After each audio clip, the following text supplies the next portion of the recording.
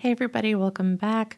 One of the things I get asked the most is if I'll show a little bit more of my process, and I'm always happy to do that, but it is a little difficult with hand embroidery because it's so slow.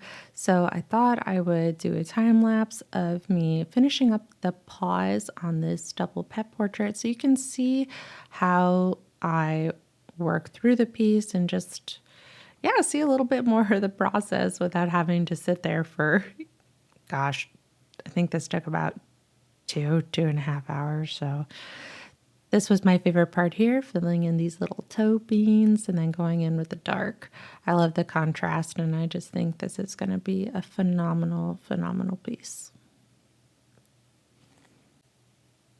And here is the piece as I left it after that stitching session. I know it was a quick video, but I hope you enjoyed seeing a little bit more of the process. Thanks so much for tuning in.